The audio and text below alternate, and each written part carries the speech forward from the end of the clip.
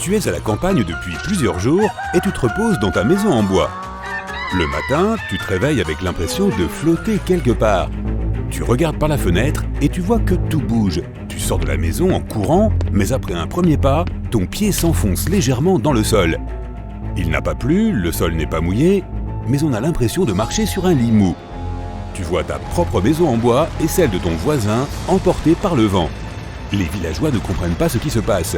Tu rencontres un de tes amis et il dit que sa maison a complètement disparu, comme si quelqu'un l'avait volée. Tu te souviens de sa maison très chère en briques rouges et tu ne peux pas t'imaginer que quelqu'un l'ait volée. Ensuite, tu vois que toutes les maisons qui flottent sont en bois. Les autres, faites de briques, ont aussi disparu. Au centre du village, une sorte de coulée de boue s'est formée, entraînant tout sur son passage. Tu essaies de courir, mais le sol semble se dérober sous tes pieds. Cela ne ressemble pas à un tremblement de terre. Tu as l'impression d'être sur un énorme radeau au milieu de la mer. Au début, il t'est difficile de garder l'équilibre et tu tombes à plusieurs reprises. Plusieurs autres coulées de boue se forment tout autour. Tu vois des voitures devant toi, tu cours vers elles pour demander de l'aide et tu découvres que la route a disparu. Tu cours jusqu'à une voiture dans laquelle une jeune femme écoute la radio. Toutes les chaînes diffusent le même message. Pour une raison quelconque, les rochers ont disparu partout dans le monde. Imagine maintenant que tu es un alpiniste professionnel et que depuis plusieurs heures, tu escalades une montagne escarpée. Enfin, tu atteins le sommet. Tu lèves les mains et tu pousses un cri de joie. Une seconde plus tard, le cri de joie se transforme en cri d'horreur. La montagne disparaît sous tes pieds. Tu n'en crois pas tes yeux, mais tu es en train de tomber. Heureusement, directement dans de l'eau. Tu émerges des profondeurs et tu vois une plage de sable là où se trouvait la montagne quelques instants plus tôt. Tu nages vers le bord, mais le sable semble avoir été emporté. Le sable n'a pas disparu car il est fait de morceaux de quartz, pas de pierre. Ce ne sont pas seulement les roches de la surface qui ont disparu, mais aussi les plaques tectoniques, ce qui a modifié tout le paysage. L'Everest est devenu une petite colline de neige et de glace. Des rochers disparaissent partout dans le monde, provoquant des catastrophes au niveau planétaire. Il n'y a plus de collines sur la planète. Si tu veux voir le monde de haut, va en Antarctique et escalade un énorme glacier. Toutes les maisons construites en béton, en briques ou en argile disparaissent puisque ces matériaux sont constitués de roches concassées. Partout dans le monde, l'humanité perd ses grands monuments. Les expositions d'art moderne et les musées historiques perdent leurs pièces de pierre et d'argile. De riches amateurs d'art ont acheté des sculptures en pierre aux enchères pour des millions de dollars hier. Et ce matin, ils se sont réveillés sans rien, pas même un toit au-dessus de leur tête. Les bijoux en pierre précieuse ont disparu. Il ne reste que les métaux. Avant l'incident, les principales réserves de métaux étaient cachées dans les roches. Alors maintenant, elles gisent sur le sol ou profondément dans le sol. Tu peux te promener dans la rue et trouver des pièces d'or, d'argent et d'autres objets de valeur qui traînent. Mais les gens n'aiment pas la richesse en ce moment. Ils fuient leur maison et quittent les vestiges des villes. Toutes les routes et les gratte-ciels sont en ruine. Les armatures métalliques et le verre tombent par terre. D'énormes tourbillons de boue se forment partout dans le monde et aspirent tout dans leur sillage comme des trous noirs. Le bois devient la ressource la plus précieuse. Les gens abattent frénétiquement des arbres et construisent des maisons en bois. Les scientifiques du monde entier sont abasourdis. Ils ne peuvent plus travailler dans ces nouvelles conditions. Les laboratoires et les centres de recherche sont détruits et beaucoup de matériel scientifique est enterré sous les décombres. Quelqu'un émet l'hypothèse que la composition moléculaire des roches a subitement changé et qu'elles se sont volatilisées. Plusieurs mois se sont écoulés. Les gens s'habituent à leur nouveau mode de vie. Il n'y a pas d'usine de traitement des métaux, donc tout le monde apprend à manipuler le fer, l'aluminium et les autres métaux par eux-mêmes. Les détecteurs de métaux trouvent facilement ces matériaux sous terre. Parfois, il faut creuser beaucoup pour les trouver. Les règles de construction changent. Plus personne ne construit de fondations en béton. Tout le monde recherche la facilité et la praticité. Les gens vivent dans de petites maisons en bois et les isolent avec du verre, du coton et de la laine. Pendant tout ce temps, tu as développé un incroyable sens de l'équilibre intérieur. Il est difficile de te faire tomber car les fréquents tremblements de terre te donnent énormément d'entraînement. De plus, tu ressens les moindres mouvements du sol.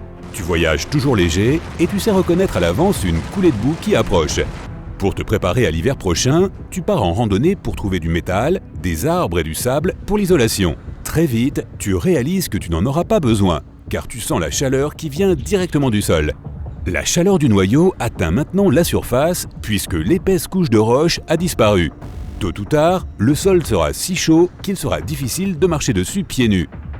La neige tombe, mais elle fond avant de toucher le sol. L'air se réchauffe tellement en hiver que les gens se promènent en vêtements légers.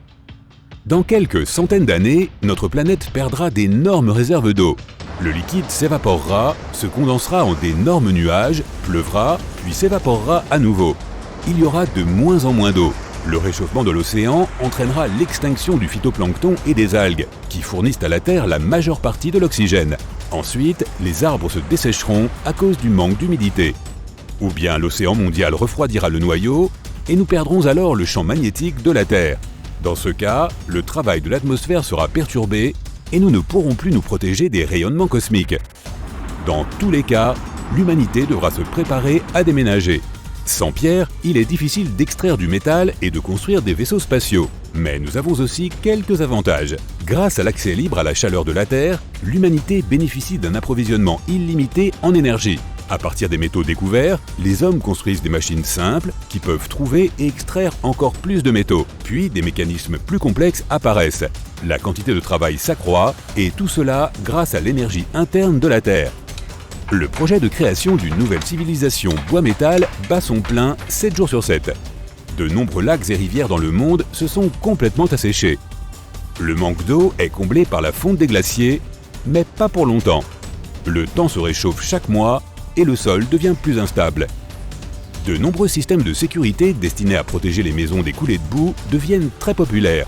Si une coulée de boue commence sous la maison, un dispositif spécial concentre toute la chaleur à l'intérieur en un seul point et crée un flux d'air chaud. Ensuite, le toit s'ouvre et une énorme boule de toile est libérée, qui est alors remplie de la chaleur collectée. En quelques secondes, la boule s'élève dans le ciel et soulève toute la maison avec ses habitants. Parfois, lorsque trop de coulées de boue se produisent, on peut voir des milliers de maisons volantes remplir le ciel. Chaque habitation possède un volant qui permet de contrôler le vol et de choisir la direction. Lorsque la maison arrive dans une zone sûre, elle atterrit lentement, le flux d'air chaud est coupé et le ballon se replie sur le toit. Il fait trop chaud sur Terre, il est difficile pour les humains de vivre ici. Heureusement, cela va bientôt s'arrêter. Les gens ont créé une technologie qui permet de voyager dans l'espace. Non, ce n'est pas une énorme arche, les gens ne pourraient pas se réunir en un seul endroit pour la construire, car le paysage de la planète change constamment. À la place, des centaines de millions de maisons s'envolent dans l'espace. Elles sont équipées de supermoteurs, d'oxygène, de réserves de nourriture et de panneaux solaires. Toutes les maisons sont connectées en un seul réseau, et les gens maintiennent la communication entre elles. Si quelque chose se casse dans une maison ou qu'elle tombe en panne de carburant, les autres viennent à l'aide. Les humains quittent l'orbite de la Terre et regardent leur planète fondre lentement. Elle ressemble à un œuf qui aurait cuit trop longtemps. Des torrents de magma sortent du sol et des éclairs jaillissent des nuages noirs. Notre planète devient aussi chaude qu'au moment de sa naissance. Heureusement, tu n'auras pas à voler bien loin. Les humains partent juste coloniser Mars.